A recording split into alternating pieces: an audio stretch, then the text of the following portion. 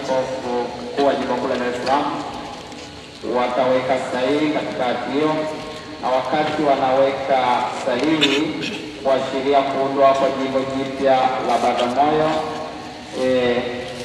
makamu katibu mkuu wa baraza la maaskofu anatusomea tafsiri ya hati hiyo.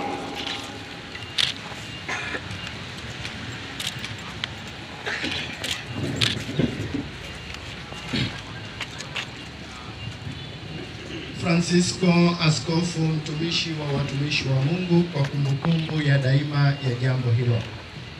Manufaa ya kiroho ya maisha ya waamini ambayo hasa tunakita maslahi yetu na kufanya kazi kama zawadi yanatukuka leo katika kwamba tukubaliane na matakwa ya jimbo kuu la Dar es Salaam na jimbo la Morogoro, na kwamba baada ya kukata maeneo fulani katika majimbo mawili yaliyotajwa hapo juu, jumuiya mpya ya kikanisa inaweza kuanzishwa hapa. Kwa hiyo baada ya kuyatambua maoni ya wale wanaohusika, kwa ushauri wa dikasterio ya uinjilishaji, katika ukamilifu wa mamlaka yetu ya kitume, tunaanzisha jimbo jipya litakaloitwa Bagamoyo.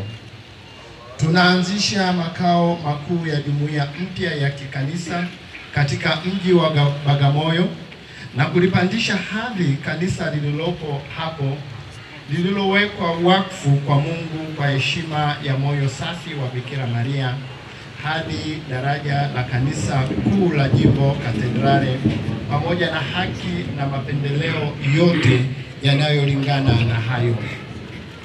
Tunalifanya jimbo la Bagamoyo kuwa chini ya jimbo kuu la Dar es Salaam na kuliweka chini ya mamlaka ya dikasterio ya uinjilishaji. Mara tu baada ya uzinduzi wa jimbo la Bagamoyo utakapokamilika, mapadri watahesabika kuwa chini ya jimbo ambalo linashikilia nyadhifa za kikanisa katika eneo husika. Mapadri na waseminari wengine watasalia kuwa chini au kubakizwa katika jimbo ambalo katika eneo lake wana makazi halali. Mengine yatadhibitiwa kwa mujibu wa sheria ya kanisa. Ili kutekeleza mambo haya yote, tumemteua Mwashamu Sana Angelo Akatino, askofu mkuu wa Sabina na balozi wa Baba Mtakatifu nchini Tanzania, asimamie mambo ya kiti kitakatifu huko, au asipokuwepo mtu mwingine aliyeteuliwa kwa heshima ya kikanisa atatekeleza wajibu huo. Swala hili likishatimizwa, hati zitatolewa ambazo nakala zake zitatumwa kwa uaminifu kwenye dikasterio ya uinjilishaji. Tunatamani kwamba waamini wote wa jimbo jipya waliowekwa chini ya ulinzi wa pekee wa Mama wa Mungu aliye mwema zaidi waonyeshe kwa nguvu mpya na ari mpya upendo wa pekee kwa kanisa la Kristo na Injili, na waweze kusimama imara kwa ari ya imani katika mazingira ya nyakati za sasa. Hatimaye tunatamani konstitusio yetu hii iidhinishwe sasa na siku zijazo bila ya kujali hali yoyote iliyo kinyume.